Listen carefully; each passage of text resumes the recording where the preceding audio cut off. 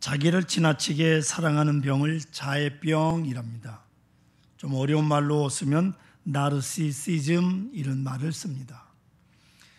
자기를 사랑하고 존경은 해야 되지만, 존중이 여기에 되지만 너무 자기를 사랑하는 그 비용이요. 네. 어느 여학교에서 선생님이 학생들에게 이 나르시시즘을 단어의 뜻과 그 유래를 설명을 하십니다. 본래 그리스 신화에 나오는 말인데, 나르시스라고 하는 미소년이 숲속의 고요한 은빛 맑은 샘에 비친 자신의 모습이 너무나도 사랑스러워 거기다 대고 사랑을 고백합니다. 물속에서 상대방이 응답할 리가 없잖아요. 그러자 그만 거기 빠져 죽어서 수선화가 되었다, 이렇게 설명을 해요. 그러자 한 여학생이 일어나더니, 선생님, 아무리 생각해도 제가 그 병에 걸렸나 봐요. 제가 거울을 볼 때마다 내가 너무 예뻐서 거울을 떠날 수가 없고, 때로는 내 얼굴을 내가 들여다보면서 아주 미치게 될 때가 많습니다, 라고 말합니다. 선생님이 뭐라고 말씀하셨을까요? 얘야, 그것은 자애병이 아니라 착각증이다, 라고 대답을 했답니다. 이 착각에 빠져 사는 사람들 참 많습니다. 성도 여러분, 내가 내 자신을 안다는 거, 이거 참으로 소중한 일입니다. 때로는 내가 나에게 속고 있어요. 이게 참 비참한 일입니다. 아무리 바빠도 우리는 순간순간 내가 누구인가를 살펴보셔야 합니다. 내 운명이 어느 시점에 왔는지, 나는 도대체 무엇 때문에 살아야 하는지를 생각하며 살아야 돼요.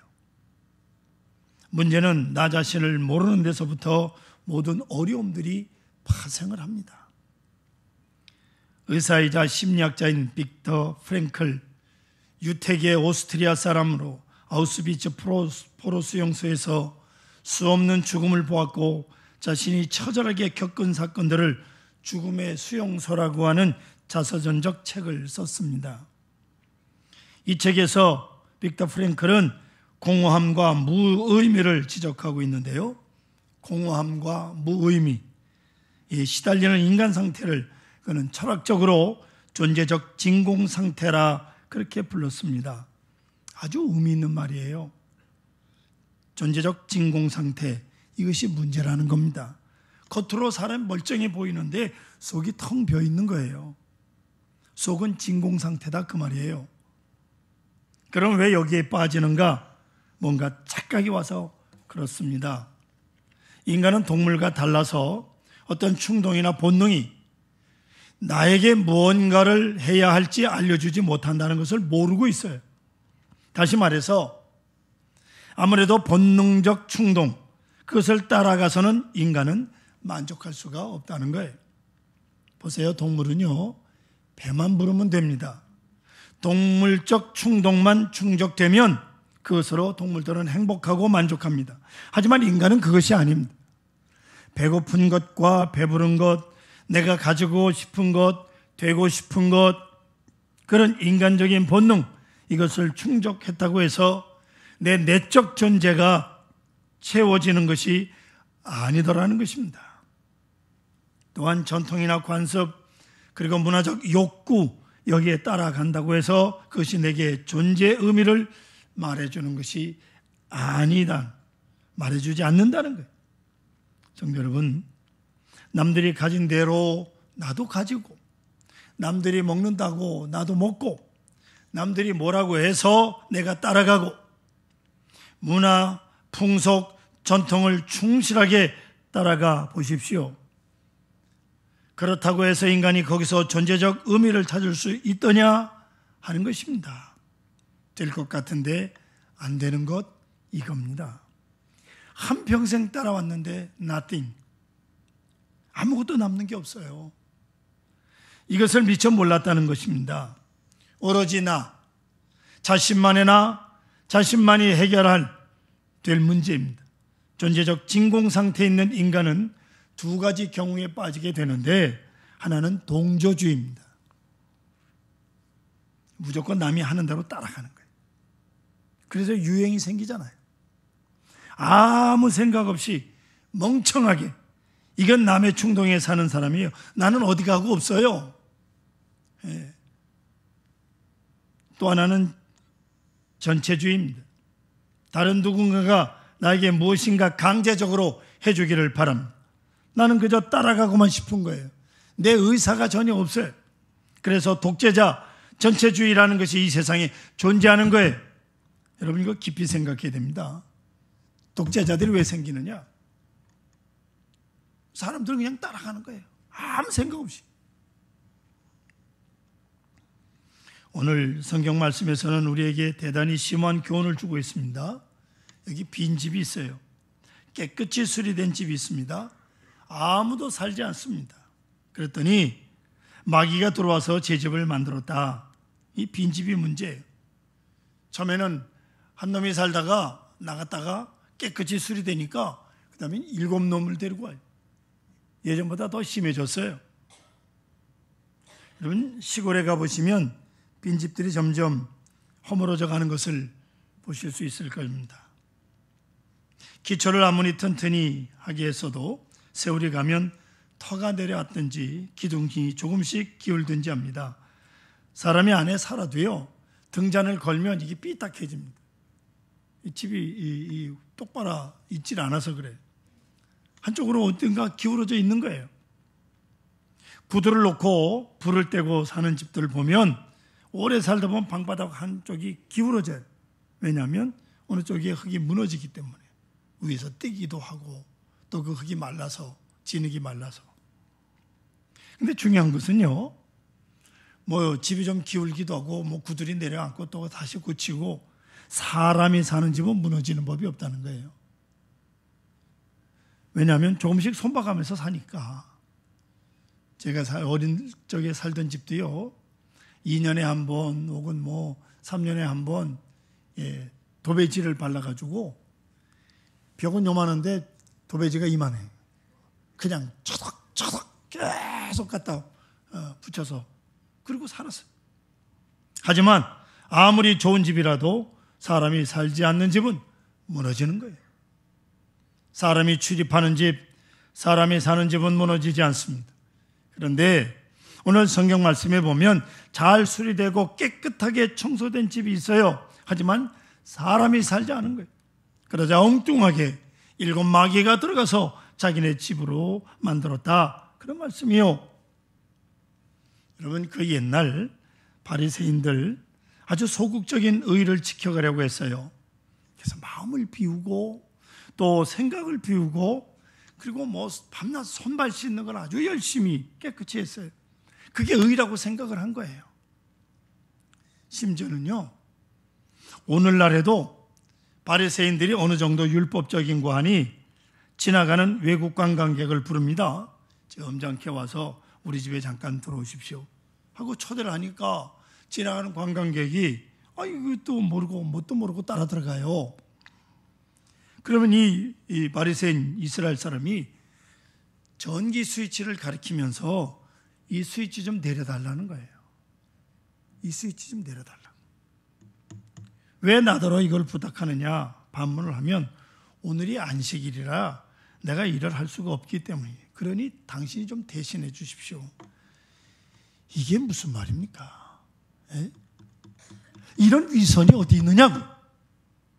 2000년 전 성경에나 있는 바리새인들이 오늘날에도 이스라엘에 존재하고 있다는 거예요. 아니 그런 안식일을 범하는 게 죄라면 내가 범하고 남은 안식일을 지키도록 해줄 일이지 제가 안식 지키기 위해서 남보로 죄질하니 이런 얌체가 어디 있어요? 도대체 그게 바리새인인 오늘날 기독교인들이 이 외식하는 사람들이 얼마나 거룩한 척하는 사람 얼마나 많은지 몰라요. 옛날 바리새인들 가운데 늘 이마에 피가 흐르는 자가 있었다는 거예요. 그저 보는 게 문제다.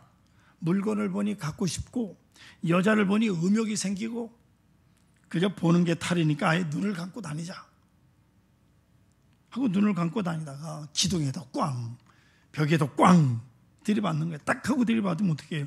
이마에서 피가 나잖아요. 나을만 하면 또 가다 부딪히고 더욱이 여러분 이마에 피가 흘려야 그 사람을 두고 경건한 사람이다 하였다고 그래요. 그러니까 일부러라도 갖다 들이받아야 되는 거예요. 이게 바리새인들이요. 딴엔 되게 깨끗하게 의롭게 살아보겠다 한 것이 여기까지 간 거예요.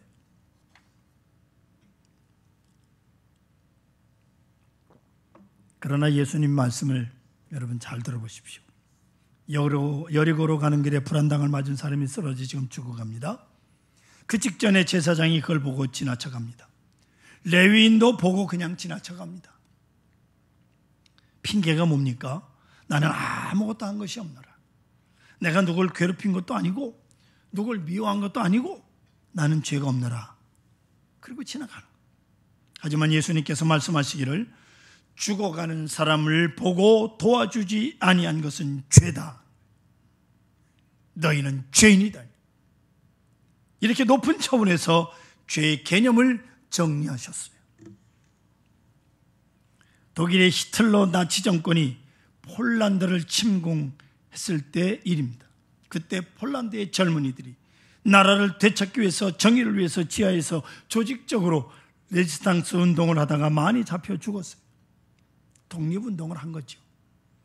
그런 청년들이 체포당해서 트럭에 실려 사형장으로 끌려가고 있을 때 레지스탕스가 아닌 장사하던 사람 하나가 얼떨결에 거기 섞여 있었습니다. 나는 죄진 게 없습니다. 나는 레지스탕스가 아닙니다. 나는 그저 여기저기 다니면서 장사만 했을 뿐 아무것도 한 일이 없습니다 하면서 통사정을 합니다. 그러자 레지스탕스 청년이 그를 보고 이렇게 말합니다. 맞는 말이요. 당신은 아무 일도 하지 않았어. 그래서 죽어 마땅하오. 아시겠습니까? 다른 사람들은 나라 독립을 위해서 죽기를 각오하고 싸우다가 잡혀 사형장으로 끌려가는데 나라를 위해서 아무것도 안 한 사람 죽어 마땅한 거예요. 성도 여러분, 아무 일도 하지 않았다는 것이 죽어 마땅한 죄가 된다는 것을 우리는 알아야 합니다. 죄가 뭡니까? 미워하지 않았으면 죄가 아닙니까? 사랑하지 않은 것이 죄요. 그래 내가 용서했다고 죄가 아닙니까? 봉사하지 않은 것이 죄입니다. 오래오래 꾸역꾸역 참았다고 죄가 아닙니까? 사랑하지 않은 것이 죄요. 그를 위해서 희생하지 않은 것이 죄다 그 말이에요. 성도 여러분, 이걸 알아야 됩니다. 서양의 격언 중에 텅 빈 마음이 사단의 무대가 된다라고 했습니다.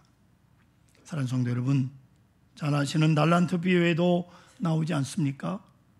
각각 1달란트, 2달란트, 5달란트를 받았는데 2달란트, 5달란트 받았던 사람들은 일을 해서 배를 남기고 가지고 왔는데 1달란트 받았던 사람은 그대로 가지고 왔습니다. 이제 주인이 그를 책망합니다. 뭐라고 책망하셨습니까? 악하고 게으른 종. 악하고 게으른 종.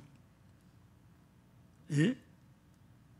여러분, 게으르다는 것은 이해가 되지만 악하다는 건 좀 지나친 것 같지 않습니까? 지나치지 않습니다. 왜 악하냐? 아무 일도 안 했으니까 악한 거예요. 아무 일도 안 한 거, 이게 악하다 그 말입니다. 아무 일도 안 한 것, 그것이 죄라는 것을 명심해야 돼. 대한민국을 방문하는 외국 사람들의 수를 보니까 깜짝 놀랐어요. 2016년 한 해 동안 3,467만 명, 그 밑에 우수리가 있는데 밑에는 띄고 3,467만 명이 2016년 한 해 우리나라를 왔다 간 거예요. 단 하루를 왔다 가도. 그런데 2017년 사드 관계 때문에 중국 관광객이 771만 명이 줄었어요. 자그마치. 그래서 2,696만 명이 우리나라를 다녀갔어요. 자, 그들 외국 사람들이 한국 사람들을 어떻게 보느냐? 지난 100년 동안에 얼마나 변화됐는지를 종합적으로 연구해서 한국 심리학 학회지에 실린 논문이 있습니다. 외국 사람들이 보는 한국 사람들은 이렇습니다. 신념과 태도에 있어서는 90%가 변화를 일으켰지만 행동은 30%밖에 안 된다. 행동은 30%밖에 표현하지 않았다는 결정적인 겁니다. 아는 것도 많고 생각도 많고 외침도 많습니다. 그러나 행동이 없어요.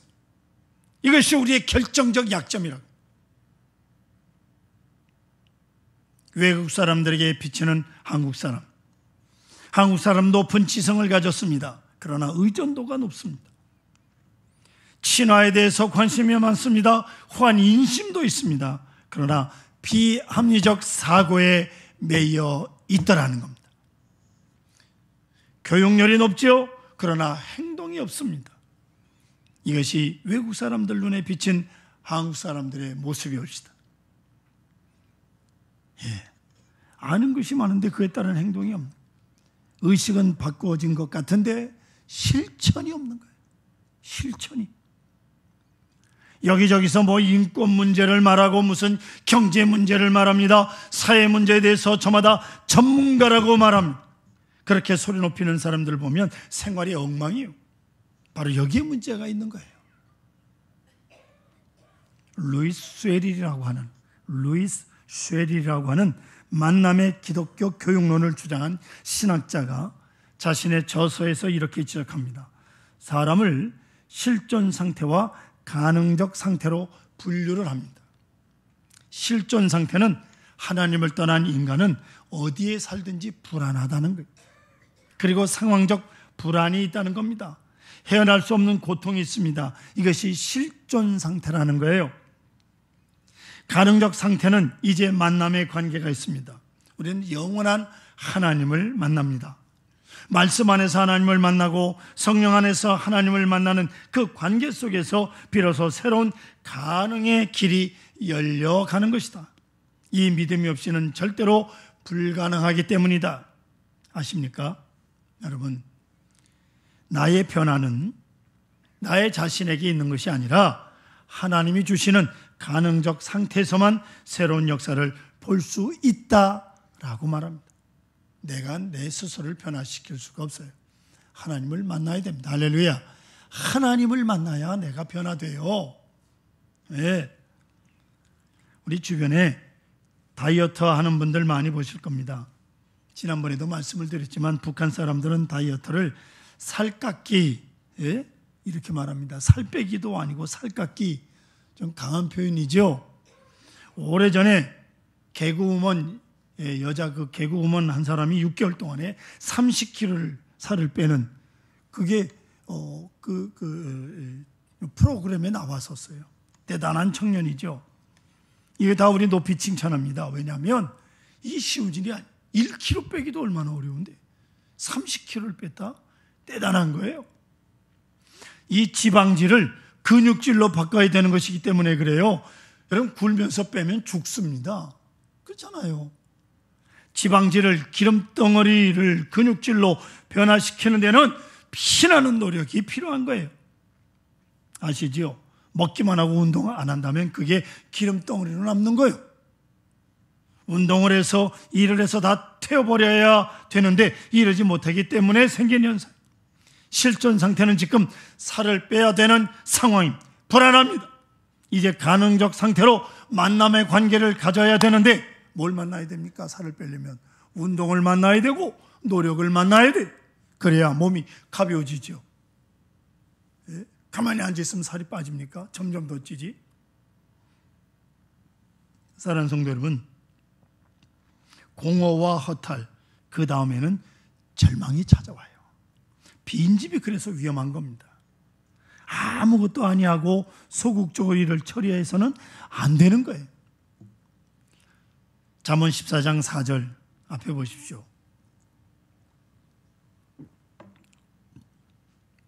같이 읽어보겠습니다. 천천히 시작. 소가 없으면 구유는 깨끗하려니와 소의 힘으로 얻는 것이 많으니라. 여러분, 소가 생겼어요? 좋습니다. 이 소를 키워서 뭐 꿈이 있겠죠. 그랬더니 매일 구유가 더러워지는 거예요. 냄새가 나는 거예요. 치워도 또 냄새나고 치워도 또 구유가 더럽혀집니다. 소가 없으면 한번 치워놓은 우사가 오랫동안 깨끗했던 것을 생각하면 차라리 소가 없었던 때가 좋았다는 생각을 하겠지만, 이게 얼마나 어리석고 우스꽝스러운 생각입니까? 소가 없으면 깨끗한 구유가 도대체 무슨 의미가 있냐고. 왜 있어요? 우사가 뭐하러 필요 있어요? 소가 없으면 아무 일도 할 수가 없습니다. 소는 오늘 우리에게 소망일 수 있고요, 목표일 수 있습니다. 사랑하는 사람과 가족일 수도 있습니다. 깊이 나아가고자 하는 믿음과 신앙일 수도 있습니다. 소망이 있고 목표가 있기 때문에 우리는 피곤하고 어려울 수 있습니다. 그것이 되지 않을 때 잠 못 들고 답답해할 수도 있습니다. 여러분, 사랑하는 사람들이 있기 때문에 우리는 상처받고 서운하고 고통받을 수도 있습니다. 사랑하던 사람이기 때문에. 관계 때문에 때로 매일처럼 우리에게 더러워진 구유처럼 우리에게 그 관계가 다가오기도 합니다. 신앙이 있기 때문에 우리는 혼란스럽기도 하고 영적으로 힘들 때도 있습니다. 하지만 그때 우리는 시선을 조정해야 돼요. 우리의 눈을 바꿔야 됩니다. 무슨 얘기예요? 매일 더러워진 구유를 치우면서 이 소가 무슨 일을 오늘 했는가를 알아야 합니다. 그 소망이, 그 사람이, 그 믿음이 내게 얼마나 큰 의미가 있었는가를 알아야 합니다. 과정이 있습니다. 때로 그 과정이 어려워서 이런 과정이 있는 줄 알았다면 차라리 시작하지 말았어야 했냐 하는 생각이 들기도 하지요. 이건 자연스러운 일입니다. 하지만 여러분, 그것 때문에 소를 없애기로 결정한다면 그건 굉장히 부자연스러운 일일 것입니다. 어려울 때 그 과정을 통해서 내가 얻고자 하는 것, 얻고 있는 것이 무엇인가를 봐야 됩니다. 그때 우리는 그 과정을 지불하고 있는 것이 아깝지 않는 겁니다. 때로 과정의 피로감에 고단한 여러분, 주님의 이름으로 격려합니다. 수고하셨습니다. 소가 없으면 구유가 깨끗하겠지만 소로 인해서 얻는 것이 많음을 알아야 됩니다. 그것이 여러분에게 보람이 되고 위로가 되기를 간절히 소원합니다. 사랑하는 성도 여러분, 중요한 일을 하려면 비난도 받습니다. 욕도 먹고요, 어려움도 당합니다. 그러나 밀고 나감으로 일이 되는 거지, 요리 피하고 조리 피하고 하는 기회의 주인은 결국 자기 자신의 존재적 진공을 초래할 뿐입니다. 건강의 비결이 별다른 게 있겠습니까? 힘들고 하기 싫지만 운동 열심히 하고 일도 열심히 하고 더욱이 사랑하는 마음으로 일하고 자원하는 마음으로 열심히 일하고 운동하면 건강해지는 거예요.